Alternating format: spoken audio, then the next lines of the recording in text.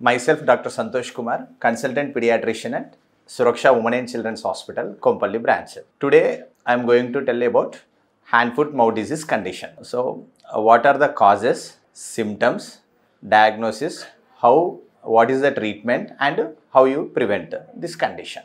So, what are the causes? Hand, foot, mouth disease is a viral condition. Viral infection వల్ల effect అవుతుంది. So కాక్సాకి అనే ఒక virus infection వల్ల వస్తుందన్నమాట. So it's a seasonal infection.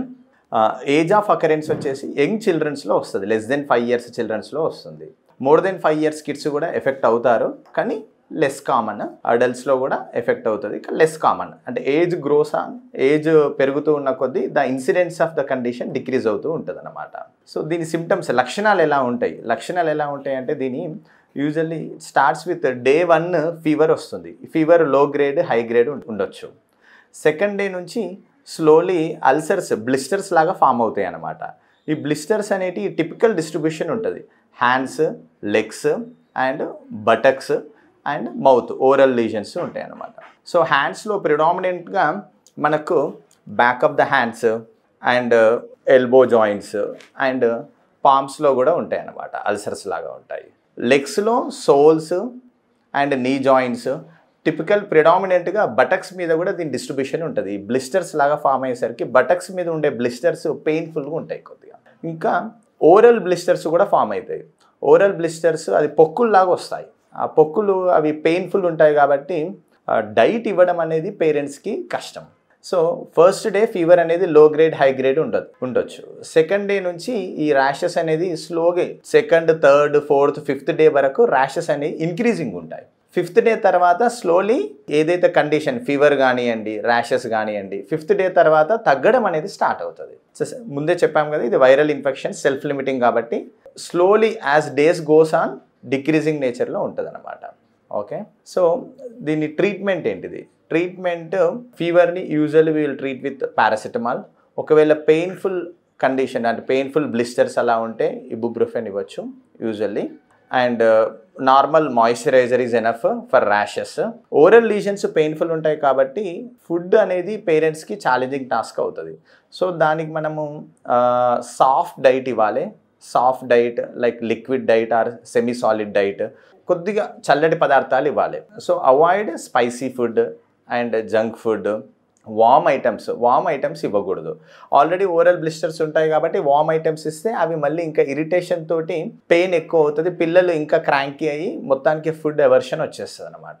చల్లటి పదార్థాలు ఇవ్వడం బెటర్. దీనికి యూజువల్గా చల్లటి పదార్థాలు అవాయిడ్ చేపిస్తాం పిల్లలకు, కానీ ఈ కండిషన్లో ఓరల్ బ్లిస్టర్స్ ఉండడం వల్ల మనం చల్లటి పదార్థాలు అనేటి బనానా మిల్క్ షేక్స్ కానివ్వండి, నార్మల్ కస్టర్డ్స్, ఫ్రూట్ కస్టర్డ్స్ కానివ్వండి, అవి ఇస్తే ప్రిఫరబుల్లీ బెటర్ అనమాట. ఓకే, హౌ యూ ప్రివెంట్, దీన్ని ఎలా ప్రివెన్షన్ చేసుకోవాలి?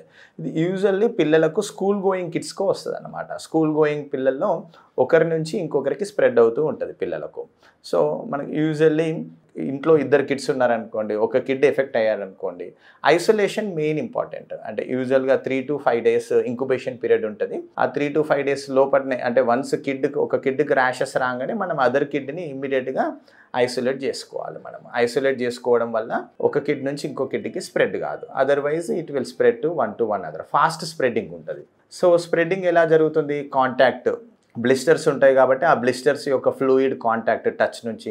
ఒక బాబు టాయ్స్తో ఆడుకున్నాడు అనుకోండి, ఆ సెక్రీషన్స్ టాయ్స్ మీద ఉన్నప్పుడు ఆ టాయ్స్ మీద సెక్రీషన్స్ వీక్స్ అలానే ఉంటుంది అనమాట డ్రాప్లెట్స్ ద్వారా. సో యూజువల్లీ ఆ టాయ్స్ని మనం ఎవ్రీడే వామ్ వాటర్లో క్లీన్ చేస్తూ ఉండాలి. క్లీన్ చేయడం వల్ల వైరస్ అనేది డెత్ అవుతుంది. ఓకే, ఇంకా ప్రివెంటివ్ మెజర్స్ వచ్చేసి మెయిన్గా ఇది రెస్పిరేటరీ డ్రాప్లెట్స్ ద్వారా స్ప్రెడ్ అవుతుంది మనకు. సో పిల్లలు కాఫ్ చేసినప్పుడు, స్నీజ్ చేసినప్పుడు టిష్యూస్ యూస్ చేయడము అండ్ అదర్ కిడ్స్ తోటి ఐసోలేట్ చేయడం చాలా ఇంపార్టెంట్. యూజువల్గా ఈ ఇన్ఫెక్షన్ వచ్చిన కిడ్స్ని మనము 5 to 7 days స్కూల్కి కానివ్వండి, పార్క్ ప్లేసెస్ అంటే క్రౌడీ ప్లేసెస్కి మనం పంపివ్వకూడదు. ఎందుకంటే ఈ ఫాస్ట్ స్ప్రెడ్డింగ్ ఉంటుంది కాబట్టి మనం సపోజ్ కిడ్నీ కనుక స్కూల్కి పంపించామనుకోండి, ఆ బాబుకు సెకండరీ ఇన్ఫెక్షన్స్ రావచ్చు, బ్యాక్టీరియల్ ఇన్ఫెక్షన్స్. బాబు వేరే సెకండరీ ఇన్ఫెక్షన్స్ తోటి సఫర్ అవుతాడు. ప్లస్ ఇంకొకటి ఏంటంటే ర్యాషెసే కదా అని చెప్పేసి మనం స్కూల్కి పంపించినప్పుడు ఏమవుతుంది, ఆ బాబు నుంచి అది స్ప్రెడబుల్ డిసీజ్ కాబట్టి వేరే స్కూల్లో ఆ క్లాస్ రూమ్లో ఉండే అదర్ కిడ్స్కి కూడా స్ప్రెడ్ అవుతుంది. మళ్ళీ ఆ కిడ్స్ కూడా సఫర్ అవుతారు అన్నమాట. సో క్రౌడీ ప్లేసెస్కి అండ్ స్కూల్కి కానీ పార్క్ ఏరియాకి కానీ కంపల్సరీ మనము అవాయిడ్ చేయాలి. Isolation important.